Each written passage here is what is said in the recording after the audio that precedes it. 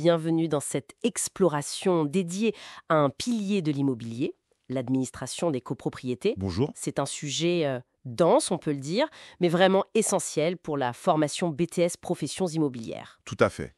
Et aujourd'hui, on va le décortiquer en s'appuyant sur un manuel spécifique édité par Adonis Éducation pour ce cursus. Notre mission, essayer de rendre tout ça un peu plus clair. Absolument. Et c'est un secteur majeur en France. On parle de plus de 11 millions de personnes logées en copropriété. Ah oui, quand même. Oui, oui. Et le métier de gestionnaire, lui, il est en pleine évolution. Surtout avec les enjeux écologiques, la transition énergétique. C'est un métier qui bouge. Comprendre comment ça marche, c'est fondamental. D'accord.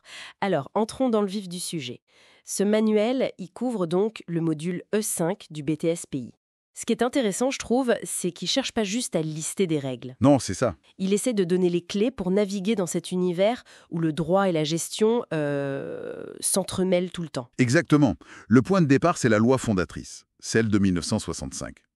Le manuel insiste bien sur son concept central, le lot de copropriété. Mhm. C'est-à-dire cette fusion indissociable entre une partie privative, votre appartement par exemple, Oui. et une quote-part des parties communes. Celles qui appartiennent à tout le monde, quoi. Le toit, l'escalier. D'accord, c'est clair. Et ce socle de 65, il n'est pas resté figé, j'imagine ? Ah non, loin de là. Le manuel le montre bien, il y a eu tout un empilement de textes récents. La loi Climat et Résilience en 2021, Oui. la loi 3DS en 2022, qui touche à l'organisation territoriale, et même la loi sur l'habitat dégradé, là tout récemment en 2024. Ça donne l'impression que ça devient de plus en plus complexe pour les gestionnaires sur le terrain, non ? Oui, c'est un des points clés que le support met en avant. Et pour aider à digérer tout ça, d'ailleurs, il propose des outils pratiques. Ah oui. Comme quoi, par exemple ? Des cartes mentales, par exemple, pour visualiser les différentes formes de propriété. Ou alors des études de cas très concrètes qui ancrent la théorie dans la vraie vie des professionnels. Oui, ça, les études de cas, ça doit vraiment aider à comprendre. Alors, au-delà des lois, il y a l'organisation humaine. Le manuel détaille bien sûr les 3 organes essentiels. C'est ça. L'Assemblée générale, l'AG, qui décide. Le syndic, qui exécute et gère au quotidien. Et le conseil syndical, qui fait le lien, assiste et contrôle le syndic. D'accord. Et puis, il y a cette distinction fondamentale entre parties privatives et parties communes. Les privatives, c'est simple, l'intérieur de votre logement, les revêtements.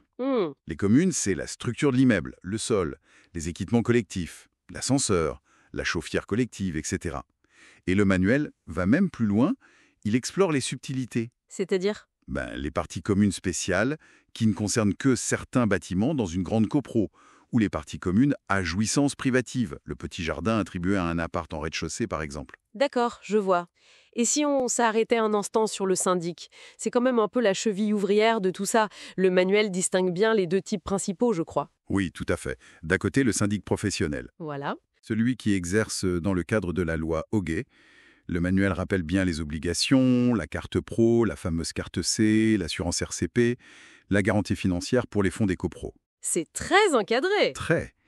Et la loi Allure a aussi mis de l'ordre dans le contrat type, pour qu'on sache bien ce qui est inclus dans le forfait de base et ce qui est facturé en plus. Les prestations particulières. Exactement. Le suivi de gros travaux, par exemple, ou l'état daté quand on vend un lot. D'ailleurs, l'état daté, son coût est maintenant plafonné à 380 € TTC pour éviter les abus qu'on a pu voir. C'est une bonne chose. Et de l'autre côté, il y a le syndic bénévole. Oui, alors là, c'est un copropriétaire qui prend cette responsabilité. L'avantage principal, c'est souvent le coût, évidemment. Moins cher. Bien moins cher. Mais le manuel soulève aussi, de manière assez équilibrée, je trouve, les questions de disponibilité, de neutralité. C'est pas toujours facile quand on est jugé partie. Et puis surtout, de compétences techniques et juridiques. Face à une réglementation qui devient... De plus en plus pointu, oui. Voilà. Même s'il existe des outils ou des formations pour les aider, bien sûr. C'est intéressant cette comparaison. Ça montre bien que choisir son syndic, c'est pas anodin. Tout à fait. Et c'est ce genre d'analyse, basée sur la réalité du terrain, qui fait l'intérêt de ce support pédagogique. Il ne fait pas qu'énoncer la règle, il aide à comprendre les implications. Tout ça montre bien qu'il faut vraiment maîtriser cette matière. L'administration de copro, c'est pas juste apprendre des lois par cœur.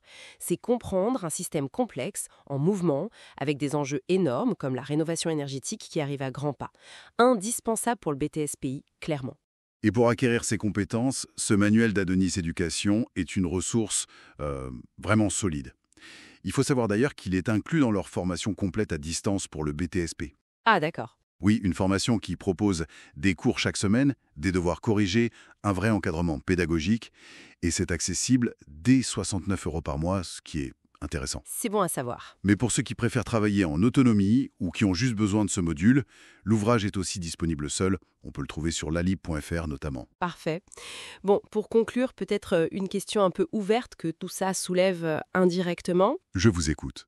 Face à cette complexité des lois qui augmentent, l'urgence de la rénovation énergétique avec le DPE collectif, les plans pluriannuels de travaux qui deviennent obligatoires, quelles compétences, au-delà du technique et du juridique, deviennent cruciales pour un gestionnaire aujourd'hui?